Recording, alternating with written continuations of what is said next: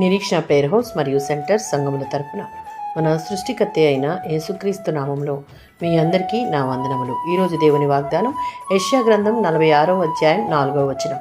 ముదిమి వచ్చు వరకు నిన్ను ఎత్తుకునివాడను నేనే. అనగా మానవ హస్తాలతో రూపించబడి తమను తయారు చేసిన వారి చేతనే మోయబడే ఈ దేవుళ్లకు విరుద్ధంగా మన సృష్టికర్త అయిన దేవుడు తానే మనలను మోయగల సామర్థ్యం కలవాడు అని. మన జీవితం ఆరంభం నుండి ఆయన మన గురించి శ్రద్ధ వహించాడు. మన పక్షంగా కార్యాలు జరిగిస్తున్నాడు.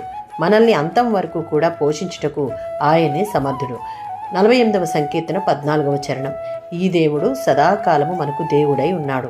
మరణం వరకు ఆయన మనలను నడిపిస్తాడు. అనగా విశాలమైన మన యొక్క జీవితకాలం అంతా కాపాడుతూ మరణానుభవంలో మరణం తర్వాత నిత్యం ఉండే ఆ శాశ్వత గృహంలోనికి నడిపించేవాడుగా ఉండడానికి దేవుడు నమ్మదగిన వానిగా తనను తాను కనపరుచుకున్నాడు. 23వ సంకీర్తన 3-4 చరణాలలో విశ్వాసులు ఈ లోకంలో ఉన్నంతకాలం అలసట, విషమ పరీక్షలు తప్పవు. కొన్నిసార్లు వారు కృంగిపోయి నిరాశకు గురవుతారు. అలాంటి సమయాలలో కాపరి వారి దరి చేరి వారి ఆత్మలను సేద తీర్చి ఓరడిస్తాడు. ఆయన మనలను నీతి న్యాయాల మార్గంలోనే నడిపిస్తాడు. 25వ సంకీర్తన 9వ చరణం. దేవుడు ఎవరికైతే బోధించదలుచుకున్నాడో అలాంటి వారిని మొదట వినయవంతుల్ని చేస్తాడు. అందుకంటే గర్విష్ఠులు ఆధ్యాత్మిక సత్యాలను నేర్చుకోలేరు.